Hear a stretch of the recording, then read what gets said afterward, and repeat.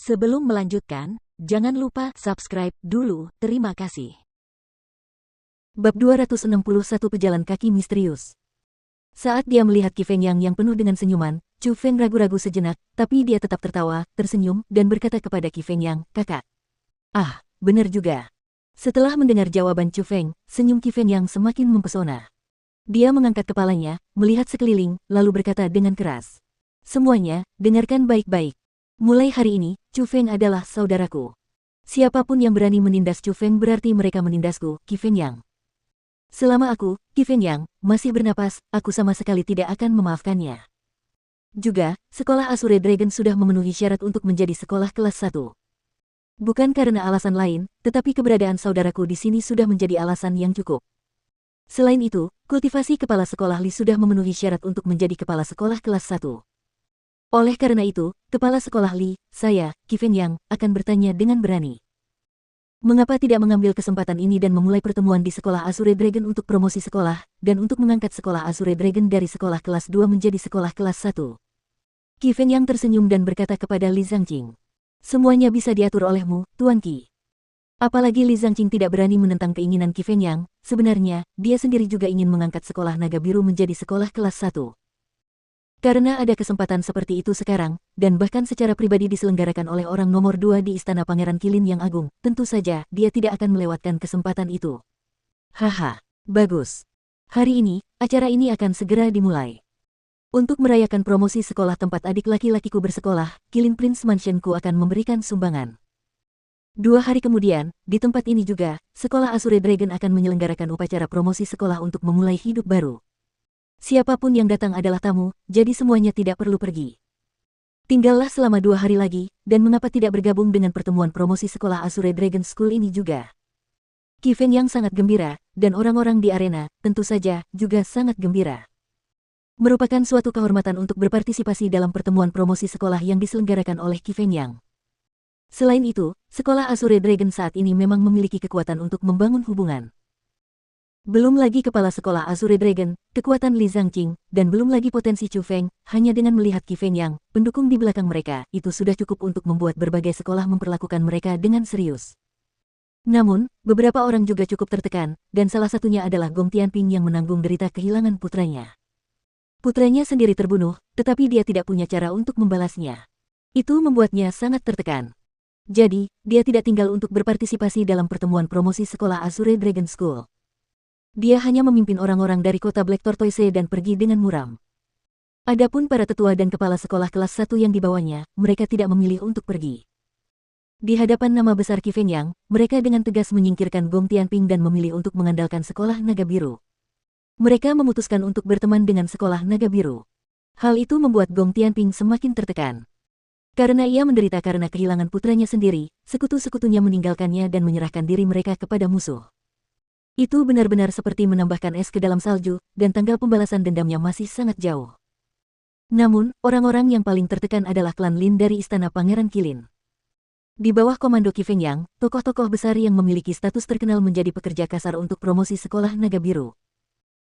Mereka menata tempatnya, menata meja dan kursi, menyapu tanah, menyiapkan barang dan perbekalan, semuanya adalah tanggung jawab mereka, dan meskipun mereka merasa bersalah dalam hati, mereka tidak berani mengucapkan sepatah kata pun keluhan karena mereka benar-benar sangat takut kepada Qi Fengyang.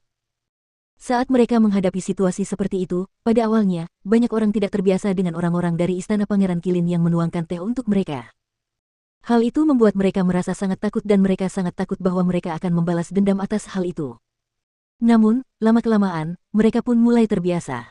Itu karena Qi Fengyang mengatakan satu kalimat. Jika ada orang di tempat kejadian yang mengalami sesuatu, tidak peduli apakah itu dilakukan oleh klan Lin atau tidak, di masa depan, dia akan tetap menagih hutang dari klan Lin. Jadi wajar saja, orang-orang dari klan Lin tidak akan berani membuat rencana apapun. Namun, Qi Fengyang bukanlah orang yang tidak tahu kapan harus berhenti. Meskipun sebagian besar anggota klan Lin tetap tinggal untuk melakukan pekerjaan fisik, ia tetap membiarkan 20 anggota klan Lin yang memiliki kultivasi yang baik untuk pergi. Alasan mereka dilepaskan tentu saja untuk mengirim Lin Ran yang terluka parah kembali ke Istana Pangeran Qilin. Meskipun Qi Fengyang merasa sangat tidak senang terhadap Lin Ran, bagaimanapun juga, dia masih di klan Lin. Pelajaran bisa diberikan, tetapi nyawa tidak bisa diambil. Batuk-batuk-batuk. Dalam perjalanan kembali ke Istana Pangeran Qilin, 20 ahli dari Istana Pangeran Qilin menunggang kuda emas, dan mereka mengawal kereta mewah sambil bergegas di jalan. Batuk-batuk besar yang menyayat hati dan membelah paru-paru sesekali terdengar dari kereta, dan kadang-kadang, rangan sengsara yang tak henti-hentinya terdengar dari kereta. Qi Feng yang ini sudah keterlaluan dengan memukuli Tuan Lin Ran seperti ini. Setelah kembali ke Istana Pangeran, kita harus melaporkan hal ini kepada Tuan Istana dan biarkan dia menghukum Qi Feng Yang. Seorang penjaga muda berkata dengan sedih. Apa yang kau tahu? Bahkan kepala suku tidak bisa berbuat apa-apa terhadap Qi Feng Yang. Apa kau benar-benar berpikir bahwa Tuan Istana akan mendengarkanmu? Apa kau pikir dia tidak tahu apa-apa? Menurutmu siapa yang lebih penting bagi Istana Pangeran, Qi Feng Yang, atau Tuan Lin Ran? Selain itu, luka yang dialami Lord Lin Ran saat ini bukan disebabkan oleh Qi Feng Yang. Itu adalah luka dalam yang diakibatkan oleh pantulan obat terlarang itu. Seorang penjaga setengah bayam mengingatkan. Apakah ini obat terlarang? Jenis serangan balik ini benar-benar terlalu menyakitkan dan aku benar-benar tidak tahan melihat Tuan Lin Ran menanggung siksaan seperti ini. Kekhawatiran dan keengganan memenuhi wajah penjaga muda itu. Ada seseorang di depan. Namun tepat pada saat itu, pengawal yang berada di paling depan tiba-tiba berteriak keras. Tak lama kemudian, 20 pengawal Istana Pangeran memasuki kondisi siaga tinggi. Memang, ada sosok yang muncul di jalan di depan. Orang itu sedang duduk di tengah jalan sambil mengenakan topi kerucut. Penampilannya tidak jelas, tetapi dia menghalangi jalan di depan. Kami adalah anggota klan Lin dari Istana Pangeran Qilin. Orang di depan, cepat bergerak. Salah satu penjaga berteriak. Namun, orang yang menghalangi mereka tetap duduk di tengah jalan. Ia tidak bereaksi apapun, seolah-olah ia tidak mendengar perkataan penjaga itu. Oi, aku bicara padamu. Kau tidak mendengarku. Melihat tidak ada reaksi, penjaga itu berteriak lagi. Namun sekali lagi, orang itu tetap mengabaikannya. Sialan, kau benar-benar ingin mati. Melihat itu, penjaga yang sudah marah itu melompat dari kuda, lalu dengan cepat berjalan menuju orang itu. Pada saat itu, senyum mengejek muncul di wajah penjaga lainnya karena mereka tahu apa yang direncanakan penjaga itu. Jika dia benar-benar ingin membunuh orang di jalan, dia akan langsung menyerang dan melayangkan serangan ke udara. Itu sudah cukup untuk menghancurkannya, jadi tidak perlu berjalan mendekat. Alasan mengapa dia berjalan mendekat adalah karena dia ingin menyiksa orang yang tidak memiliki mata untuk sementara waktu. Kebetulan, mereka semua memiliki perut yang penuh amarah, jadi mereka ingin melampiaskannya pada pejalan kaki yang tidak memiliki mata. Kamu, berdiri. Penjaga itu berjalan di samping orang di jalan, mengulurkan tangannya, dan dia ingin meraih pakaiannya. Asteris suara mendesing. Namun, tatapan dingin berbentuk bulan sabit meluncur di pergelangan tangannya. Darah menyembur, dan tangan yang diulurkan penjaga itu pun terputus. Setelah itu, tatapan dingin lainnya melesat lewat, dan kepala penjaga itu pun melayang ke udara, lalu mendarat di tanah.